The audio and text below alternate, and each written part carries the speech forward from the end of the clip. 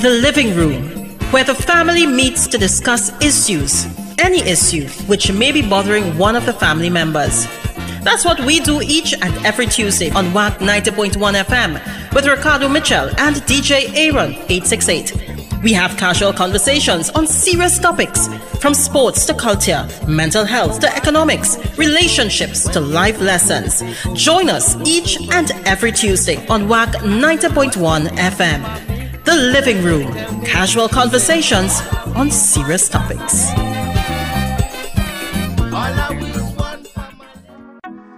It is now a couple minutes after 6 p.m. here in Trinidad and Tobago. I don't know what time it is where you are, but I'm glad to know you're locked on to the true nation station, WACK 90.1 FM, where we are culture crazy. Too much? That would make a good drop. Anytime you're ready. All right. Let's kick it off firstly and foremost, as you always do. We must give thanks and praises to the Almighty for granting us the gift of life and seeing another day. No matter what time of day it is, you must always give thanks. Secondly, must say thank you to those that went before us, not just the Tainos and the Kalinagos, the original indigenous people of Trinidad and Tobago, but also to our brother in music, Tony Prescott. And the P this week stands for permission, brother. Permission. Oh, I thought you was going to say paradigm. Oh no. I ain't going through that. What I am saying is that apparently we get permission for a taste of carnival. But this is your truly DJ Aaron 868. I'm always great and I'm never late, alongside my bro with no fro, Ricardo the Chupacabra.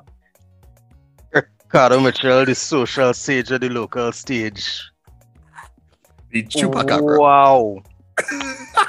It was a capybara, I meant to say, alright? Chupacabra. But wow. Honestly, the you and the capybara that you put up last week do have a very startling resemblance, I must admit. I just saying. And but you're still a Chupacabra. Let me move on, please. Let me move on. Right. Let me live in the present. Yeah, please. Because you have to hang your hat, and I have a lot to wipe my feet on this week. But before I wipe my feet, I must acknowledge the fact that I'm recording in a different space today. If you didn't notice, well, clearly you are listening on radio. Right? Because of the barrage of Calypso Coliseums that we have been doing, I've been spending a lot of time in the studios of WAC 90.1 FM. So from time to time, you will see me recording in different locations in the building. Yeah, nothing wrong with that, man. I will maintain the work from home, and you will do the hybrid now. You will do the hybrid. I do the hybrid, yeah, boy. Yeah. And as you're coming up with where you're hanging your hat on, really quickly, I want to hang my hat. Last week, Thursday, I was privileged to play music for Mr. Shaq during his performance in the Calypso Coliseum. And boy, oh boy, was that a very memorable experience. I will post it on my Instagram someday later this week. That's me hanging my hat there. Ricardo? I just want to hang my hat, and a maroon hat too. Boy! Yeah. I just want to say congratulations for beating and very in a very enthusiastic and entertaining manner the number 1 ranked T20 team in the world. So congratulations to the West Indies cricket team. And the amount of issues that are having with some of the things that are going on, I'm just going to highlight that as a high note, hang my hat, and move on. Because if I start, it could get wild. So, Aaron, better you handle wiping your foot this week. Oh gosh, you gonna let me get wild now? You do what you gotta do, bro. Last week, Thursday, to start with, there was a list which was revealed via social media, which was touted to be the list of events for Carnival 2022, which was met with a barrage of backlash. I think barrage is my word this week. That's a bad word. Right? It came out eventually that list was a faux pas. Or somebody hacked the account? Yeah, clearly. Right. And the chairman of the NCC, Mr. Winston Gypsy Peters, who was on air last night with Kenny, he did eventually launch his Carnival 2022 schedule. Right? It's still being met with a barrage of backlash. But I think the biggest backlash they're receiving is the budget. You know, as I say, budget. And you know what? I'm not doing it. I'm not wiping my feet on people spending millions of dollars on AstroTurf to play golf, or allegations of. Oh, you mean hockey? It was hockey. Anyway, you know what, Aaron? I not on that this evening. I good. You know, right. I'm not even going on that road. Right. But you know, I really don't want to go too much into it because Kenny already did that last night, and I had my opportunity to chime in as well. Because you know, I make sure when I hear he was there, I run down by the station to ask my questions too. Correct is right. So, but tonight we are going to discuss the economics of carnival, the economics of fetting. For you to understand that people saying we don't need carnival is not just the fet and the wine and the jam. As Bungie says, the heart of the people is a transfer of wealth between all economic classes, and that's what we're going to discuss tonight. We have a prominent promoter within South Trinidad. Correct is right. Hails, I can't remember which part of San Fernando he hails from, because I know Ricardo, you know him a long time. Yeah. I am. Right. I actually learned with the man for years before I realized that his name was not actually Fram, but Damian Baboolal. I just put it out there. Wait, that's not his name? Damian Baboolal. No, Fram. Well, let me put it this way. It's Fram now. I'm not gonna say, because I have played football against him on numerous occasions for many different teams, and I've never heard anybody calling him Damian. Yeah. Well, it is weird. Right. But yeah, we're gonna discuss the economics of events. We're talking about the finances in fetting. We're talking about the community behind the camaraderie behind the carnival. Right. So as a representative of the Illusions Committee, we're gonna Trinidad and Tobago Promoters Association. Correct is right. Yeah. We're going to welcome from the mezzanine into the living room Fram. And take a peek at our new intro. Well done, sir. Well done. Well, these do the editing. At least I'm gonna get something in now. Welcome to the living room. Welcome to the living room. Welcome to the living room. Welcome to the living room. So, as we previously advertised, tonight we are joined by the one and only Fram. I could call it that for the. I had to go with Damian. I'll be. Come on, Fram is cool. A lot of people call me Fram, so it's normal. All right. And I know you and Ricardo go way back to the days he used to be wearing yellow pants and party and thing, but we won't really get into that. Yeah, man. We go way back. Yeah, actually, further back than that, Aaron. Further back than that. I jump out in my Illusions jersey tonight too. You see the print. I feel like a new one, man. Boom. Sure. Yeah. Now that's like the gray hair too. Now that's a symbol of the experience. Correct. So, Fram, we're going to ask you probably the simplest question that we ask all of our guests when they come inside the living room. How are you? Yeah, I'm fine. I mean, we're living in a crazy world these days. But, I mean, you have to be grateful for small mercies. There's a lot of different scenarios that happening personally with me that you have to juggle. But, I mean, I'm very grateful and thankful for life. And, and that's the most important thing, family. I mean, this 2 years really make you appreciate your loved ones much more and your close friends as well, who, you could consider family. So, I'm overall happy to be alive and well and thankful for, small mercies, as I said, to be able to do the things we like to do. I like that. Let's get down to the meat of the matter, because this is a hot budding topic in Trinidad and Tobago right now. All right. But before we get down to the hot budding topic, we had to know where we come from. And I remember my days of running away and going UE Carnival. I ain't going to lie. And I learned recently that Illusions would have started as a t-shirt mass band. Yep. So how was the transition into then like pretty mass? And tell us about that journey. Well, I mean, it's very, very simple, right? I was in Meckinge in UE engineering, and I would have met Larry through one of our mutual friends, Brent Kasim, because he was in class with one of my roommates, And we decided to play campus carnival just like everybody else the first year we were in UE.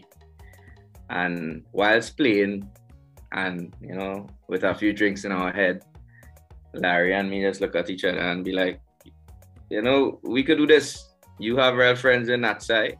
I have real friends in engineering. And so said, so done. The next year we came up. The funny story is we were trying to come up with a name. We went by Mischief in South, right there on Independence Square. And we tell him about the idea. And Mischief came up with the logo, with the little mask. I don't know if you remember the logo, Ricardo. Yeah. And my ICQ name at that time was Relic. And the name of the promotions was Relic Promotions Present Illusions. The costume was $80. And that included your jersey. You get one of the masks that was synonymous for our logo. And food and drinks in the mask, right? $80?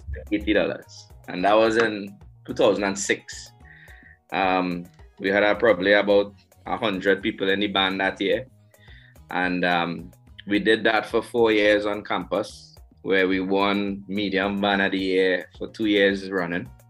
It actually had judging of the jerseys and separation of the sections and that kind of stuff. And that is really where we formed. We actually used to have band launch at a point where a separate day we launched the band in one of those restaurants in UE there, and we had models.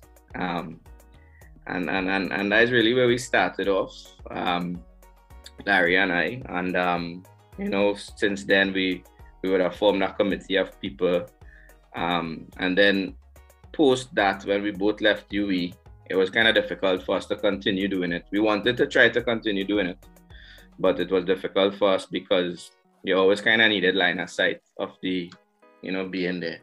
So that is where we decided to, both of us were in South still. And we said, all right, let's do some parties to keep South people in South, because we always found ourselves wanting to go up the highway and line, and we find that, you know, so people need to stay in South. We had a couple of people we lost along the way coming back from certain places, and you know, that kind of drove us to, you know, say let us keep our people in South, you know. And one of the first parties we did was a party called Wine, Red, White, and Trini on the bottom of San Fernando Hill. And we also did one called May I in Twin Walls. Both of them bust in terms of financials, but it never stopped us from what we wanted to do, which was bring people together for a nice time and build our brand. And I mean, we're 16 years down the road now. Yeah, 2006 to 2022, 16 years down the road. You know, we've been all over the Caribbean. We've been, you know, sections in Tribe, Exodus, in Barbados, you know, and the list goes on, and the story don't stop there, you know. So we got a little hiccup here with the pandemic, but I saw it as a sort of a reset and kind of check yourself in terms of where we at and where we want to go. Yeah, that's basically the story in a nutshell. You all know about along the way where we started doing big carnival events, Black to Blue, Blocko in Palmies. You know, we recently teamed up with our friends from South Air Committee with, you know, one of the biggest Juve parties in Carnival, which everybody can't stop talking up to now about Dirty. And we started a new event last year called Switch. I mean, and we also have events throughout the year, Reception, Summer Blocko, different nice niche events that we target our people for. So yeah, it's been a nice ride along the way. The beginning was tough financially. You know, taking loans and paying it back from our jobs. And everybody's feel like, you know, it start off and it going real nice and it easy, you know. But those specific parties we mentioned, when we started off, May I and Wine, financially it was tough. everybody had a great time and left the party nice. But when we reached home, we were like, wait, we lost quite a bit. But as I mentioned, we never gave up. We persisted with the brand. People always came back, and that was something we always mentioned to ourselves and make sure we focused on, which was, taking care of the people, making sure they have the time of their lives, and don't worry, they'll come back. And up to now, I think the formula has worked well for us, and it's still working. So yeah. Opportunity and innovation has kind of been a part of how you all develop as an organization and as a brand. So yeah, what have you all been doing over the last 2 years to stay in touch with, in terms of keeping the committee together, even in terms of being able to reach out and, relate to your followers and that type of thing? Yeah, so the pandemic has been tough because, our nature in Trinidad and even the Caribbean, and a lot of places in the world is always touch and feel, see and be part of it, and even what we're doing here right now feels so weird, as is never really get accustomed to it, because you feel like you're talking. I want to be sitting down next to you guys, talking to you all and feeling the vibes from you all. But it's so it goes. But going back to that, in 2020, we were very lucky as a nation to have Carnival. We were in an okay position for the rest of the year to say, okay, we could kind of see what's going on with the pandemic, right? But we still didn't sit down. We said, all right, let us exist in this virtual space that we have to, and everybody is doing right now. We didn't really feel the virtual party session where the DJs come on and you're on Zoom, and we didn't really feel that at first. So we took it in the avenue of food, right? And as you say, we try to engage the committee. We have a lot of foodies on the committee, people who love to cook, probably not to sell, but they love to cook for themselves, and they always posting the pictures in the group and stuff. So we decided to do something called Illusions Food Not Work, kind of a spin-off Food Network, right? So at that time, the pandemic was bad and everybody was home, right? So it was that nobody couldn't really buy food, so we had to cook. Even me here home here tried to do it a couple of times. So what we did was, we teamed up with some of the members from even around the Caribbean, the committee members, whoever who wanted to, be part of the session, and they would go live on Instagram and basically run through a meal. So we went to Jamaica, we went to Barbados, we did a meal from Barbados. We did a couple in Trinidad with Craig and a couple of the guys. And we also teamed up with the chefs that we use for Black to Blue, right? Some of them like Kelly and Charlie and some of the normal ones that we would use every year. They were also on the show, cooking as well. And it got the committee together because we were just, posting pictures of the meal. Even if it didn't come out good, everybody will still post it. And it built a little vibe. Some people might be tasting it like, wait, but it's tasting bad, but I still made the effort to make it, right? So that was one. And that went to the public as well. So the public was actually interacting. Sometimes we actually called in Charles Marshall and Irfan Alves, and they were like part of the whole live session. So that was one of the things we did. And then from that now, we spend it a little bit again on the charity angle, where we made those same meals and we gave it to charity in San Fernando, right? So we had different days. We would have made whatever the meal was for that show. We would link with the caterer, like Kelly, make 50, 60 meals and drop it off to the homeless or to our home. We also did it in the JBF ward in Mount Hope as well. So that was the give back in the whole thing. So we were still having fun, cooking, bringing the committee together, interacting in the virtual world. And then, we decided to do Black to Blue, the backyard jam, which we didn't think we would have had to do because we thought the pandemic would have been over, right? Everybody thought it had just been over by December, right? Yeah. So we really started to plan that around November when we realized that, hey, this thing is looking like it's gonna end. Carnival not gonna happen next year. Let us plan something. You know, we can Black to Blue is our biggest event. Let's do that. You know. So our idea was, you know, at that time, Farmer had already come out with his song, The Backyard Jam. And we somehow, over the years, in Black to Blue, we used to always kind of pick the biggest song for the year. And Ricardo, you will probably know this. Yeah. Over the years, we had Palance the first year. And that And was the win. Yeah. along the whole carnival. And somehow, anytime we have a song that we pick in Black to Blue to be the song, it is always last throughout the carnival and end up being the big song for the year. And so said, so done. We said, all right, let me name the Fed Backyard Jam. We didn't want people to just sit down behind a screen. And that's why we didn't really like it in the beginning, right? We wanted people to really interact and invite their few friends over in their bubble who they would normally, you know, be safe with and really enjoy the show in a quote-unquote fet environment in your backyard, right? So we use the song to kind of promote that, make that part of the marketing. And it actually worked really well. To see the videos and all the things we executed in the virtual space to the patrons who took it on. It was really overwhelming to see the level of how people set up their backyard and invite their friends. I see people who had DJ and tent, and you know, party went on for hours, you know, and even doing that production was a difference, you know. We did it over 2 nights. People thought it was live on the night. It wasn't. You know, we did it about 3 weeks before the thing showed live on YouTube.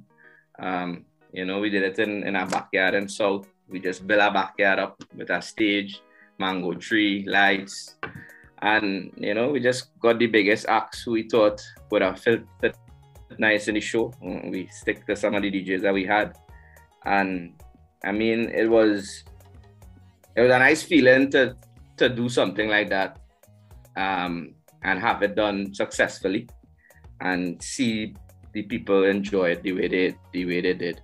Right, we got a lot of positive feedback from it. Again, it wasn't something to make money. It was something for, as you all said, to innovate and exist in the space and do something different. Give the people something. Everybody home suffering. Let me get them something. You know what I mean? And I think it was well received by the general public and the patrons. I'm saying patrons, but you know what I mean, the viewers. The viewers. They didn't pay for it. They didn't pay for it, right? Patrons then. Yeah, and we were very glad too that our sponsors over the years bought on to the concept. That was very important in having us execute it, because that was the main decision we had to make, right? It was going to cost us X amount of dollars, and if are we in a pandemic going to take X amount of dollars from what we have and just do something for doing its sake?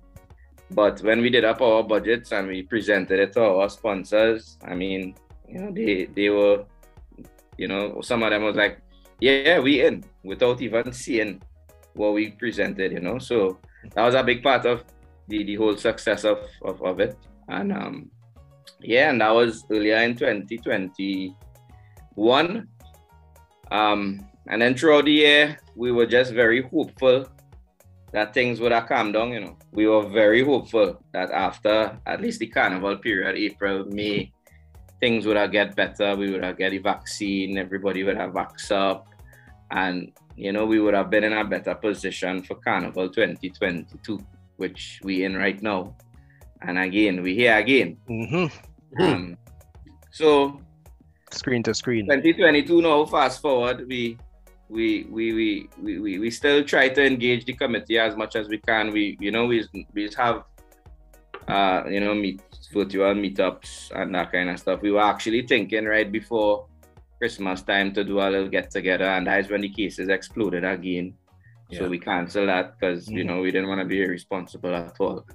And that is when we went back to the drawing board again and be like, yo, carnival happening, bro. So what we doing? And that is where we say, I don't think people want online again. They're fed up, you know. So what we doing, right? And that is when we got the idea for the outdoor amphitheater, to use the outdoor amphitheater in a Prima Bowl, because all the other safe zones are indoor. I think other than Queen's Hall, which recently have a extension to the right-hand side where they're allowing like outdoor stuff, but every other safe zone is indoor, and we were turned off against the indoor vibe, right? For more reasons than one. So when we saw that, you know, and you can see from the picture behind me, that little vibe again right there. We believe that people will enjoy a show there than in being inside amphitheater type Sapa or Napa or that kind of stuff. So our plan is to execute a concert style event similar to what you would get at Black to Blue, but in a shortened format. Normally Black to Blue would be what, 8 hours, 9 hours. So this one would be half of that, 4 hours, 3.5 hours or so, but the show will be packed with artists. We're trying to keep the culture element alive as well. So we have panning there. We're looking at rhythm section, tassa, you know, make sure and keep all the cultural elements intact as well. So it'll be a nice show for people. And what is also nice about the safe zone is that other than the fact that it's outdoor, we have allowances to do some level of drinks packages where people could pre-order their drinks and take it to their seat, right? So you all will be seeing that in the coming days as well.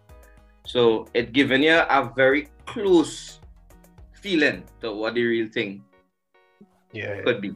I know it's not the real thing, and people messaging and be like, you know, it's not the real thing, oh God, it's not fair. What you're doing, we're teasing me a thing, but we have to follow the protocols that are in place. You know, the virus is still there.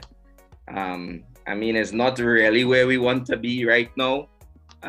But as you all say before, and you know, we always want to exist in that space and give the people to something. You know, I think Carnival is that time where everybody just look forward to. Yeah, doing events in this particular time frame. No, the public are a little divided on that. But listening to you speak, we could tell that there's a social element that people may not be considering.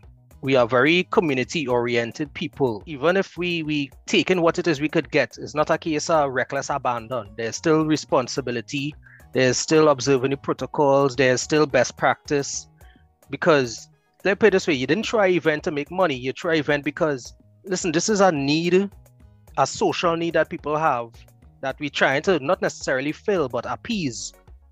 And we wanted to give people a little insight into what else now, because people think it's literally just you set up a stage and you take people money, and they don't get that there's a community behind this and there's a whole economy around doing an event. And that is a real important point. And the TTPA, which is the Trinidad and Tobago Promoters Association, which we are part of, we had a press conference about a week ago, really appealing to the government about understanding where we at. It's 2 years we in this thing here right now. Everybody in the world at some point would lose income from this pandemic, right? But we are the only agency or body, or if you want to call it that haven't been able to go back to work. And it have people who live off of this thing. You know what I mean? Some of us are fortunate enough to have other jobs, right? And have other sources of income. But for the majority of the entertainment sector, a lot of people, that's their bread and butter, right? So we know as a people need to see that. And just like how you want your kids to go back to school, and you yourself want to go back to work and earn an income, see it like that. See it like the entertainment industry, the artists, the promoters, the cleanup staff, the security, everybody from inside the venue straight to the end of the event. You know, everybody there is an ecosystem, and everybody there suffering. And if it's 2 years, you know it is to not work for 2 years. I don't think people understand that fact. And when they see somebody pull out an artwork, the first thing they'll come and say is, we trying to, make money and encourage people to congregate. And But to the 60 scene. let me be real. We can't make the level of money we want to make, right? We're just trying to exist and start the ball rolling. And that is all we're asking for from the government. Let us start back the sector, very small, very safe. Look what we're doing here. People seated. They're seated in groups of 3, socially distant. They're wearing their masks when they're not having a drink. And they're enjoying the show. That is as much as we could do, right? And in terms of finances, you're not going to make any kind of money there. That is why you're not seeing promoters jumping at this. They're against this whole thing because of the fact that it's only 400 people covering just, even probably covering your costs at the event, right? When you add up your artists, your staff that you had to hire, security, DJs, all those things, that crossing 100K right there. And when you sell a ticket for 200 by 400, that's 80,000. Do the maths. So it's not that we're trying to make money and we're trying to be unsafe. The name of the game is starting back up the sector, and that is what we were appealing to the government for. And we were a bit upset with them for, because we almost feel like they're just waiting it out. And we can't just wait it out. This thing here to stay, we have to exist with it. And as you rightly say, Ricardo, is a matter of us understanding that and letting everybody enjoy themselves as best as they can. It's not what we want. Nobody wants this, but it's what we could do. You know what I mean? Yeah.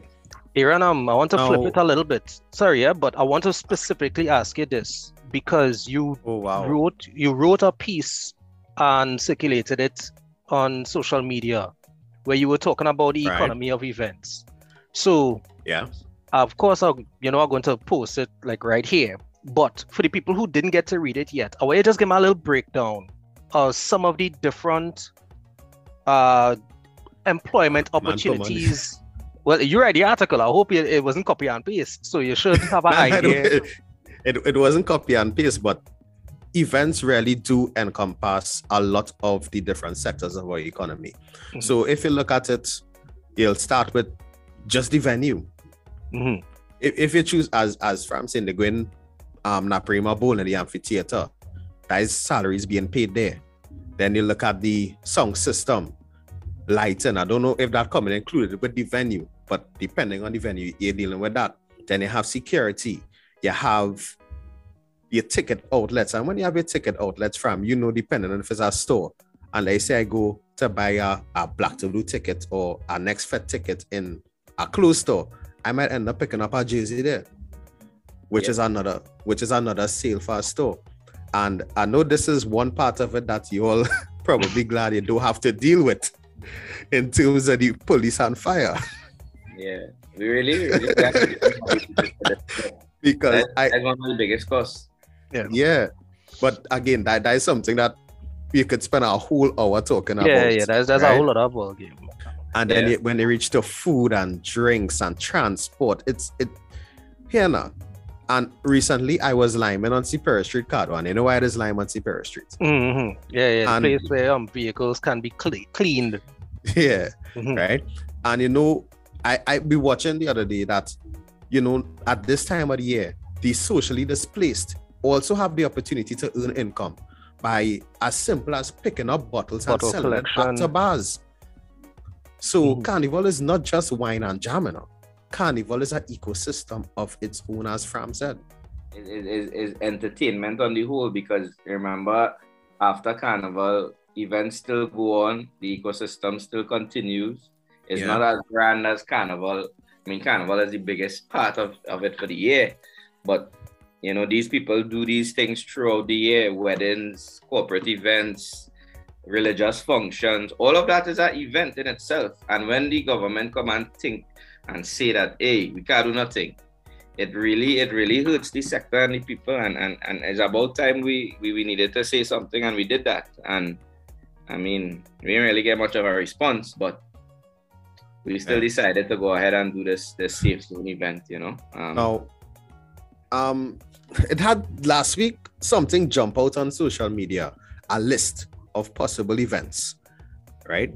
And I just wanted, I know we spoke about it before when we wiped our feet, Ricardo, but I just had to bring it back here because Fram touched on it, that when that list dropped last week, Thursday, the outcry as to the lack of concern for health of people, and that, oh, they just want to fet and they just want to go and hear Kaiso and they just want to go and hear Pan, and not understanding how important these events are towards the culture of our country. It's a shame. Yeah.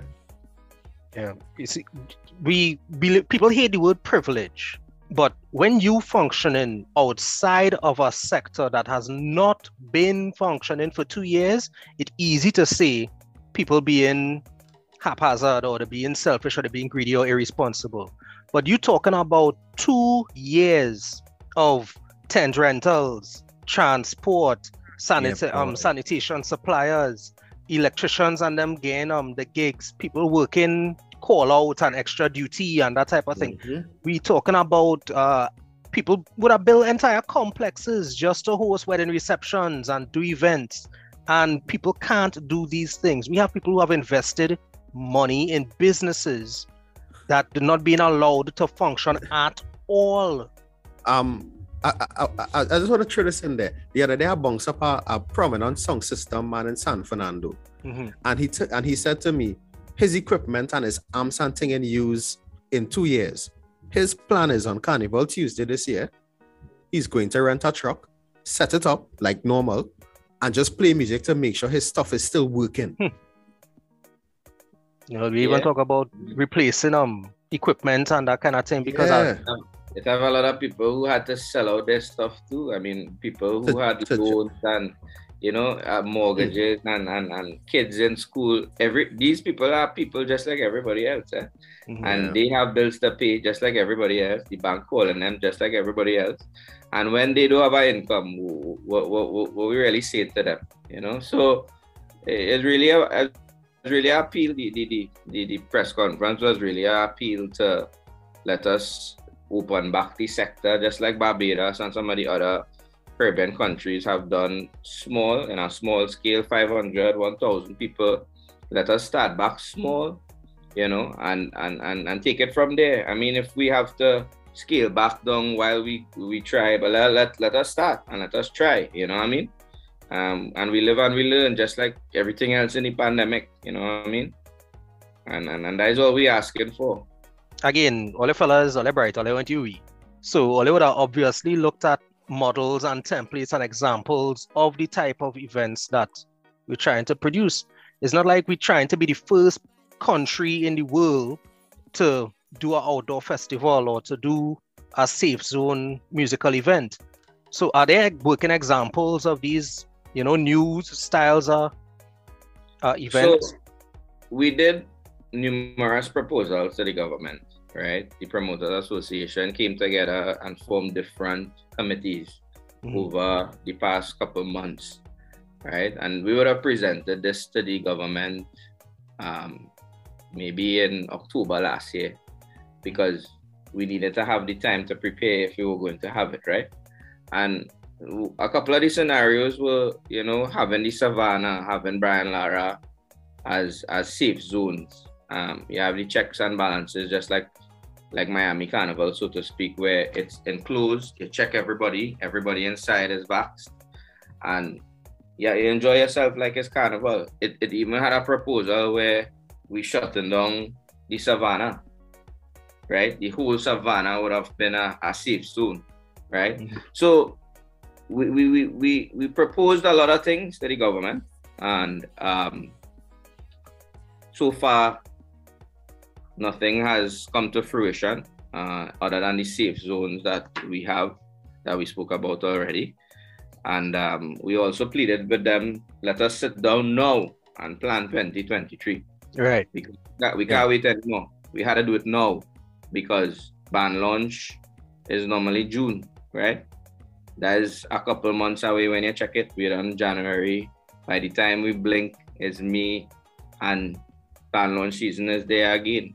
And by that time, we were already supposed to know what's going on in 2023.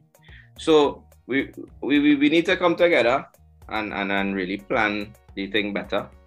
I think the government needs to be open to considering a lot of the opinions of the promoters, because they are the ones who are the creative minds, and they are the ones who bring the people in by the millions and the thousands for fets and carnival. You know?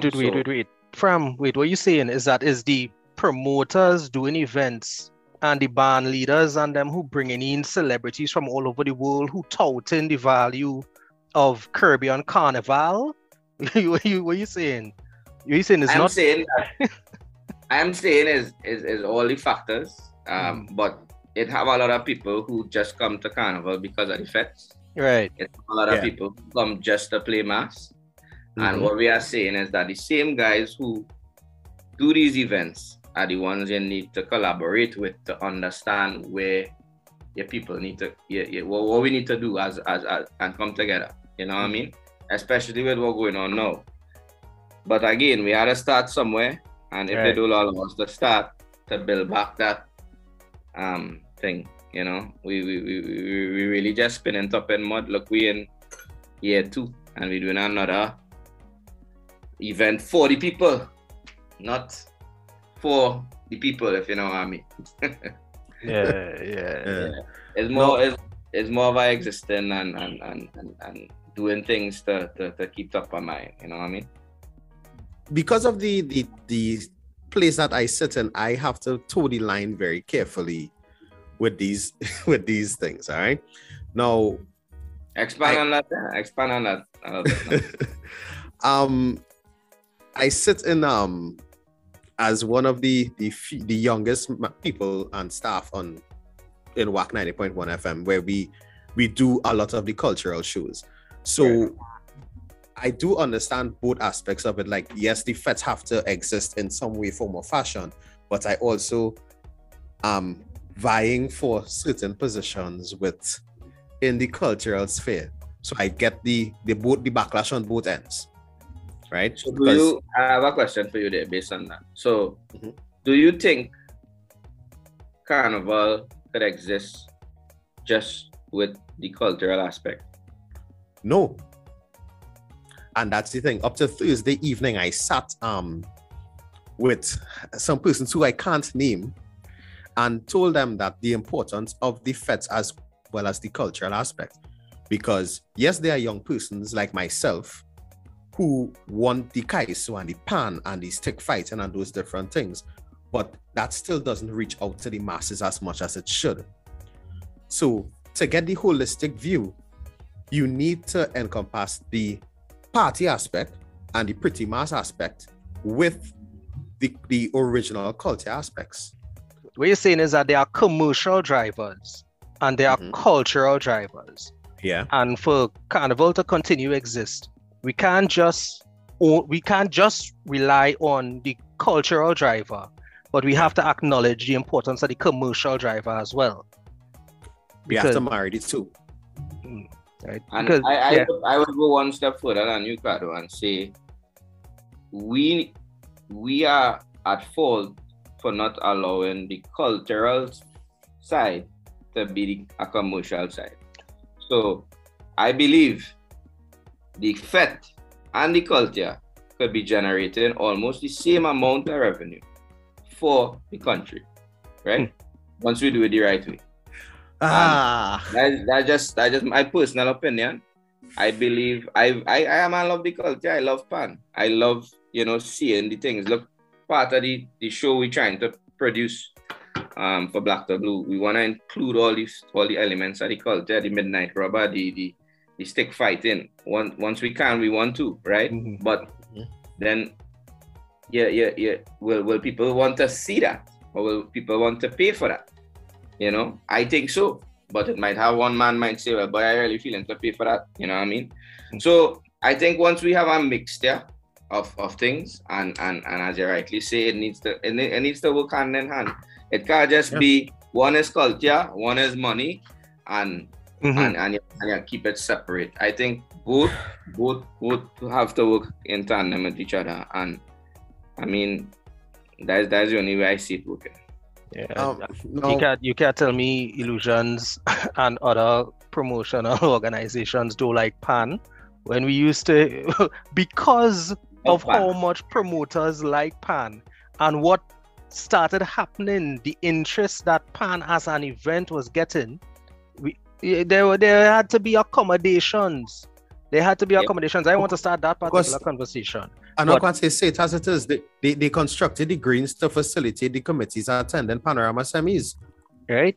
And I know for a fact when we had 150 people, 175 people in our pan line, Illusions was the next one set up right next to us, sometimes sharing a bar, big up we brethren, you know what you all know who it is, right? But the premise was that you're talking about a group and groups that will bring in hundreds of otherwise disinterested people to events. You telling me that Panorama Semis was making the kind of money absent of committees and promotional organizations? When anyway, let me just say we had to find ways to marry the two. No, I did not attend a Calypso Fiesta until I get involved in a posse and we was going in the park. And Fiesta remains one of the biggest festivals or events within Carnival. When you're doing these kind of events, it's printers and all used to get real big forward when it comes to preparing for events. Graphic artists. Yeah. Listen, when you hear Fiesta, when you hear we talking pan, our generation just a ahead of we planning for Fiesta. In the park, yeah. And I was in both. It had caterers and business people who making for that Saturday what they wasn't making for the month. But hey, it had a certain bar that used to be by the park that used to be more ram than Fiesta itself. We had to find ways to marry the elements because they cannot stand alone. Either absent a culture, the element that exists is not ours, or absent of the commercial driver, we have no attention or interest in the culture. We wanted to have a conversation where people could hear that it have more than just how much money we not making. Yeah, bro. That people always that is the first thing people think about, but that's the last thing we as promoters think about. And I remember when I started to tell this story, the main thing we want is for you all to have a good time, right? Yeah. That is our biggest priority. Making sure our patrons come there and leave there smiling and wanting to come back tomorrow if we have another event, right? And by and in doing that, everything we think about is with you in mind, right? So imagine that we planning everything for you to enjoy, kind of like what your parents is doing when you're small and you're going to school and they're packing your food. That's what we're doing for you. And people don't see it like that. People see it as them fellas just throwing a party to make money and live.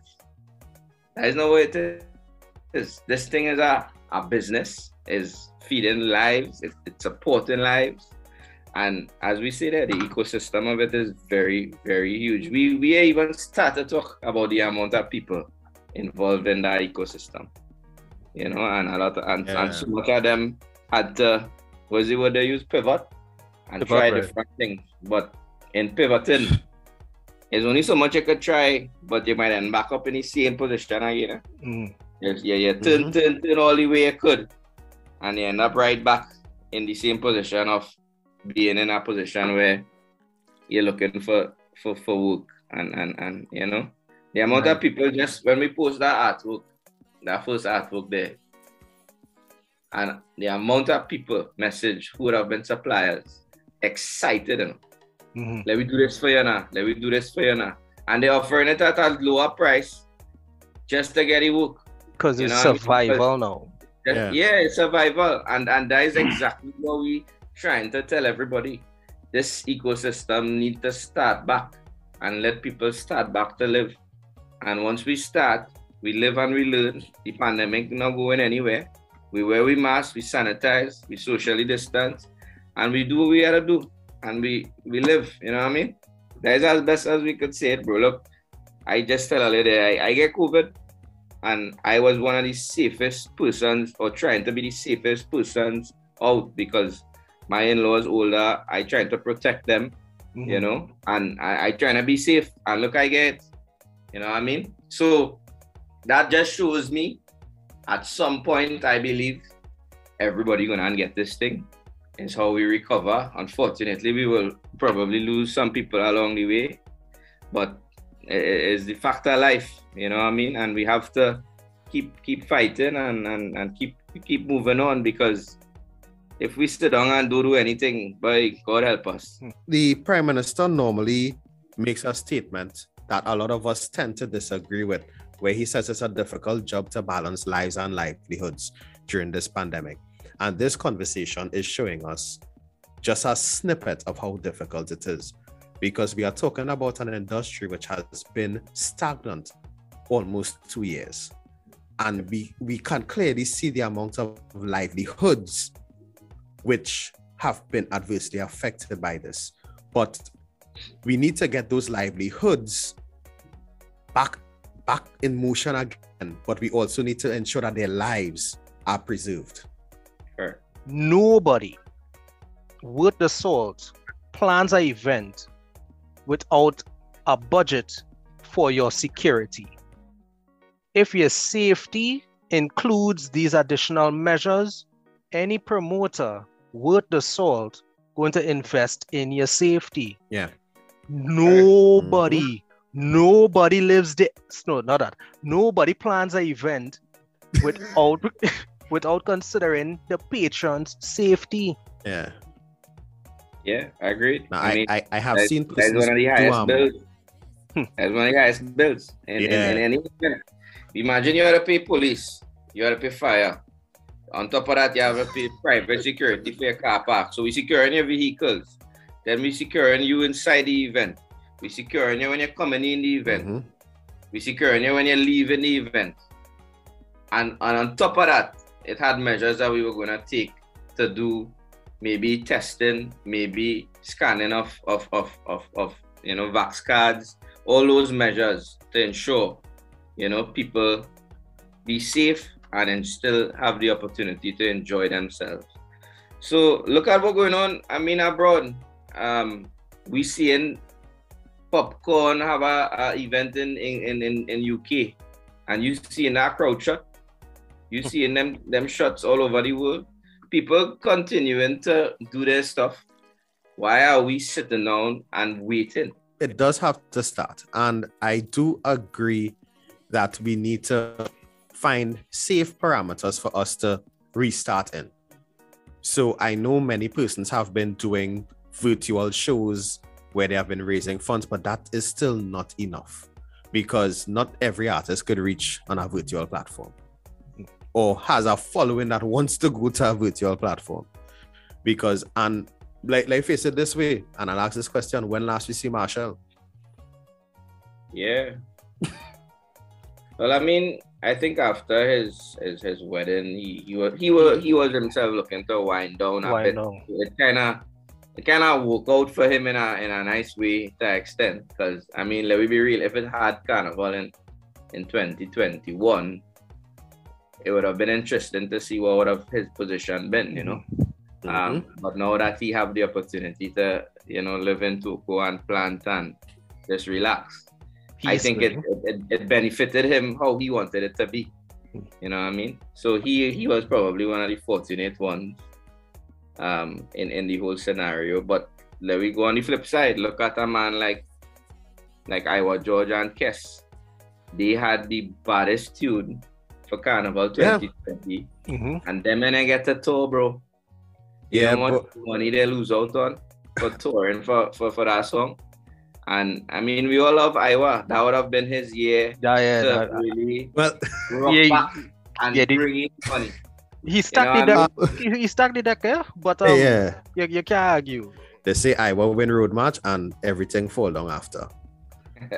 You ain't touching that one, huh? Again, it was a meme. It's a meme. No views of Aaron or Ricardo or Fram. None. I fully support the man. The man. Nah, the man is our boss. He deserved it that year, and I really wish he could have. He and Kes could have really capitalized with that, and really milk it. I mean, Kes okay, but I think Iowa would have real benefit from that tour, But again, who knows? Hey. You might have another big hit in the pipeline. Yeah. That's good when next week. And if Black to Blue, Wow. if Black to Blue pick it, well then is the winner. From we reach a point where I want to thank you for falling in and having this conversation with us, giving us a peek backstage. This past VIP, we in backstage now, and thank you for shining some light on the other side of the story, because you know what, promoters didn't get a fair shake when it came to a voice in the conversation. So I want to thank you for taking the opportunity to join us in the living room. Listen, Aaron already started name drop on them kind of thing, but I want to know if you have any shout outs and what are your socials, how we could stay in touch with what it is Illusion's doing. So I want to thank you guys too for having me and the team. Whenever I am representing the Illusions family to the fullest. Larry and the full committee. We call ourselves the family, as Ricardo would know, because that's what we are. We try to keep everybody close-knit. Anybody who come on new, we make sure everybody gets to know them and really keep it like that. Yeah, the Illusions family. So, I want to shout them out. It has been a tough time seeing and being interactive with them. But we still did what we needed to do, and I mean, all of them are very excited with this new event we have coming out. It's the first time we actually might be able to see some of them for so long, because of the fact that it is a physical event. A lot of people didn't know that, so yeah, it's a physical event. Our socials are at Illusions Mass on all platforms: Twitter, Instagram, Snapchat.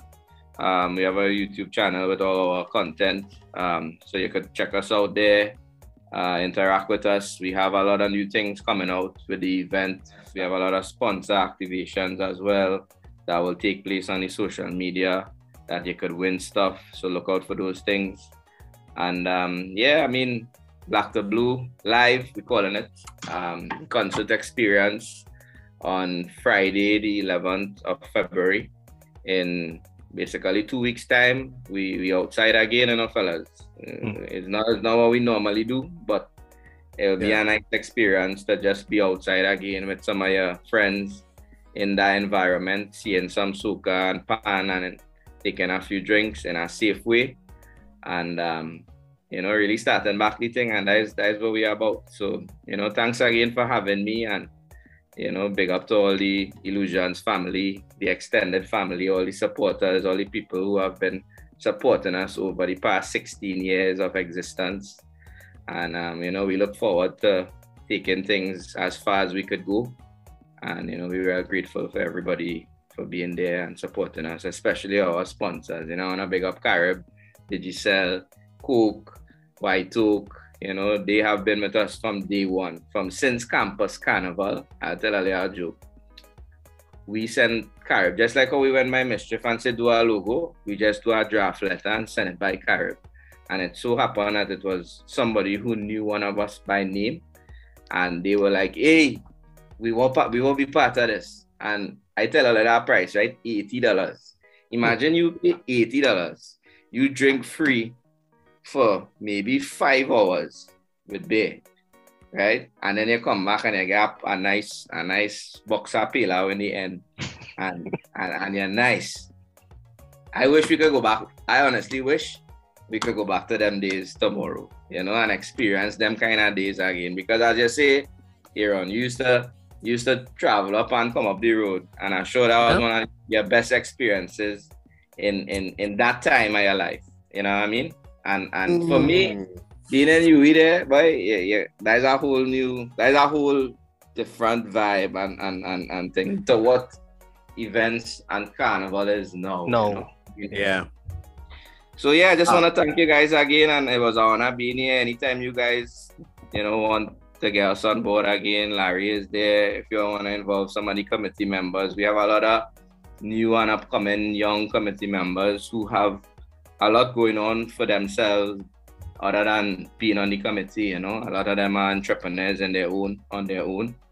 So we always support that as well. So big up on yourself, and we're looking forward to seeing you guys on the 11th. Come out and check it out. And let's have a safe time. Once I do have a Calypso Coliseum going on that night, I will try my best to be there. No, but again, More likely to, if you can't be there, it will be pre-recorded and it will be shown on Digicel's Facebook page and on the music app post the event. And we're also trying to have the event live on pay-per-view that night. That's something we're looking into as well. All right, well, guys, on behalf of DJ Aaron 868, we are perilously close to the end of the episode. All right, so this is yours truly, Ricardo Mitchell, the social stage and the local stage. Thanking you for joining us in the living room. Remember, guys, the hourglass is opaque. We don't know how much time remains, so whatever you're doing, be good and stay safe. Aaron? And this is yours truly, DJ Aaron 868. I'm always great and I am never late, reminding you that love is the currency, so spend some today. Calypso Coliseum's coming up this weekend again, guys. Make sure and tune in. Apparently, in WAC right now recording this, so I live in here now. Yeah, so I hear music in the background, so that means it's that time. Yo. Right, Mr. Big Desmond band? is up next with the big band. Your godfather with no envelope, of course. Always have hope. Keep it locked, guys.